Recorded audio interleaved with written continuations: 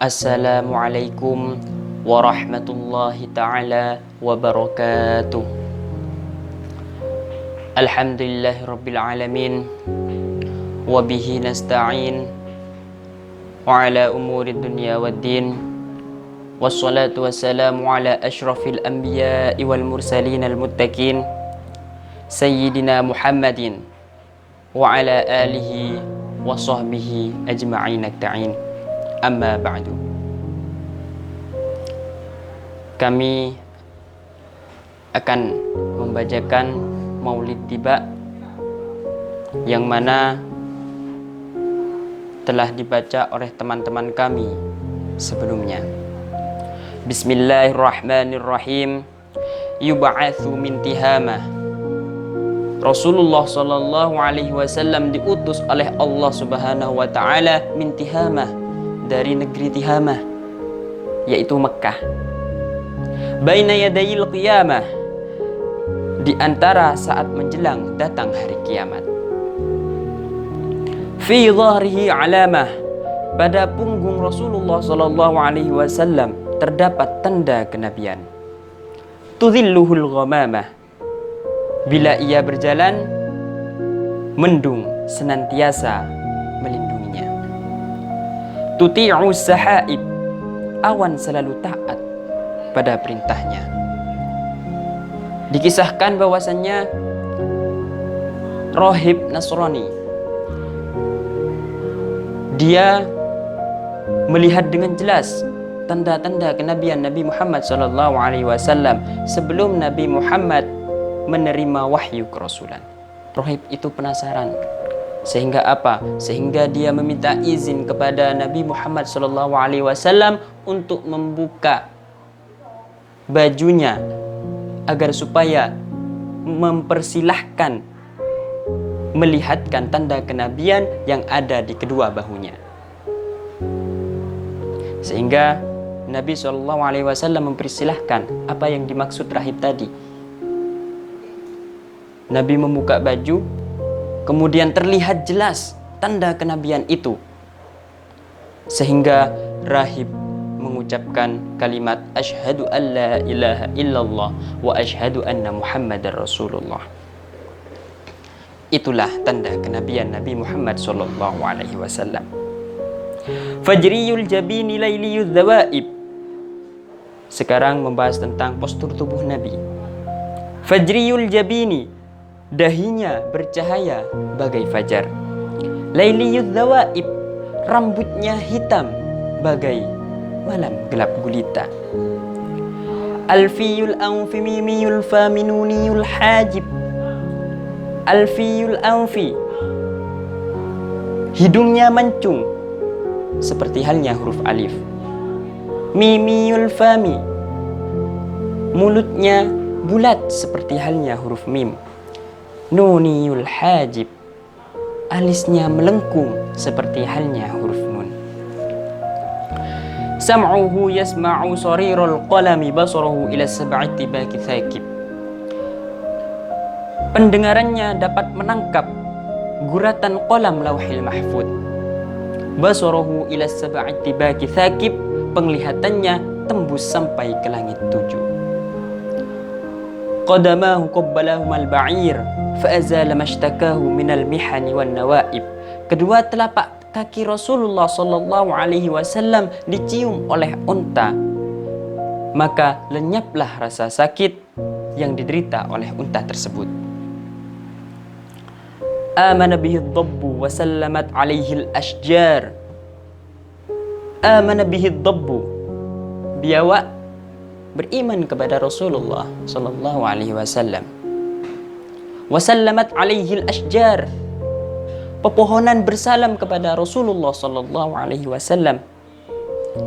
Wa khatabathur ahjar, bebatuan berkata, bebatuan berkhitabah, bermukhatabah kepada Rasulullah sallallahu alaihi wasallam.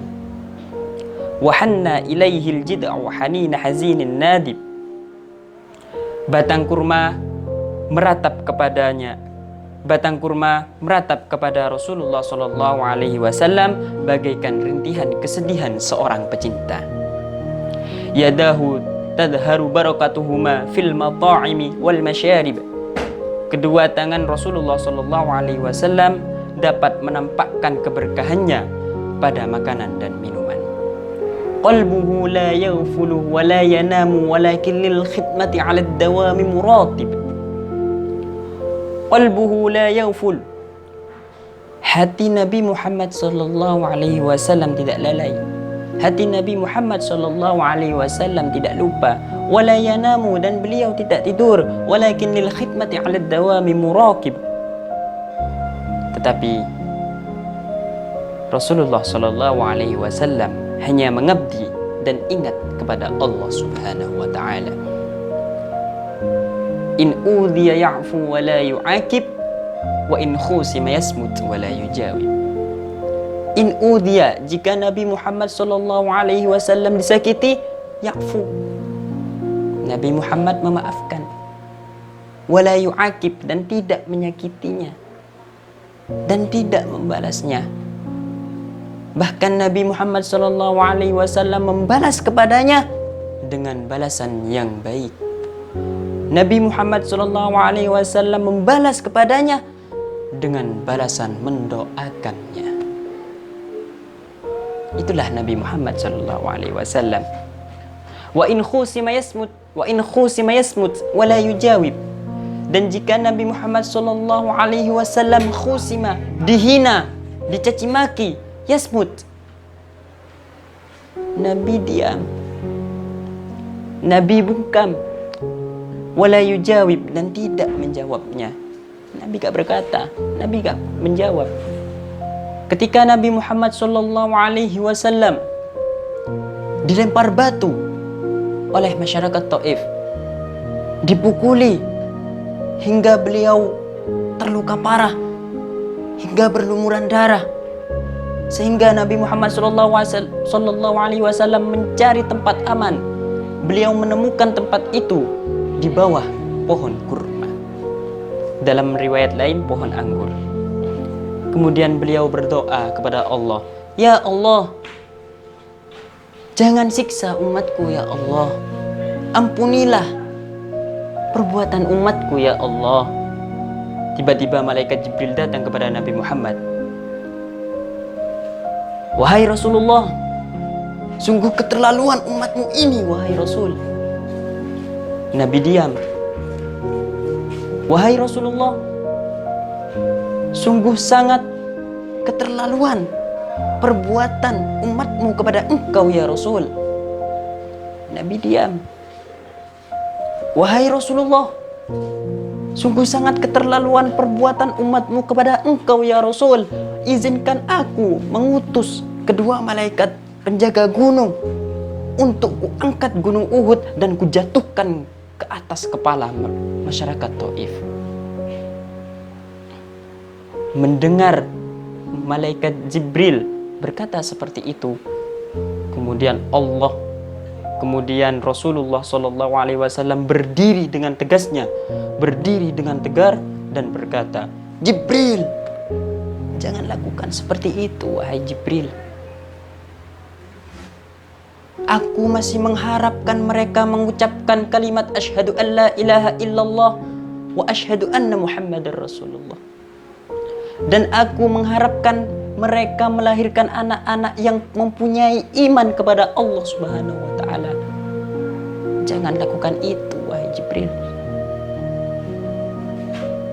Kemudian Rasulullah sallallahu alaihi wasallam mengangkat tangannya dan berdoa kepada Allah sehingga putih ketiak yang bersih beliau kelihatan. "Allahumma hdi qaumi fa innahum la ya'lamun." Ya Allah, berikanlah umatmu ini petunjuk. Ya Allah, berikanlah kaumku ini petunjuk.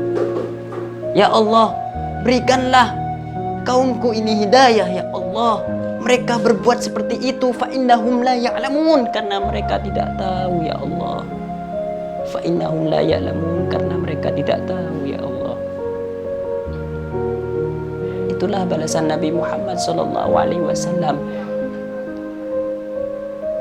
Meskipun beliau disakiti, meskipun beliau dicaci maki, meskipun beliau dihina, difitnah, tapi Rasulullah SAW tetap membalasnya dengan doa. Sehingga arfa'uhu ila asyrafil maratib, Allah mengangkat derajatnya pada kedudukan yang tinggi. Fi ragbatil la tambaghi qablahu wala ba'dahu lirakib, dengan kendaraan yang tidak pernah dipakai oleh siapapun sebelum dan sesudah Nabi Muhammad SAW. Fi mawkibin minal malaikati yafuku ala sairil mawakib, pada golongan malaikat ketinggian derajatnya melebihi yang lain. Fa idartaqa 'alal kaunain wa anfasala 'anil alamin. Fa idartaqa 'alal kaunain, maka ketika Nabi Muhammad SAW naik melewati dua alam, wa anfasala 'anil alamin, dan berpisah dari dua alam, wa wasala ila qabi qausain, maka sampailah ia pada ketinggian berjarak dua busur panah. Kuntulahu anan nadima wal mukhatib, lalu aku menghibur dan berbicara kepadanya. Sungguh mulia Nabi Muhammad SAW, sehingga Sayyidina Ali berkata, "Lau kanatid dunya tadumu liwahidin lakana Rasulullah SAW fiha mukhalladan." Lau kanatid dunya tadumu liwahidin, andaikan di dunia ini dihuni satu orang saja, lakana Rasulullah SAW fiha mukhalladan, niscaya yang pantas, yang patut menempati dunia ini hanyalah Nabi Muhammad SAW. Assalamualaikum warahmatullahi taala wabarakatuh.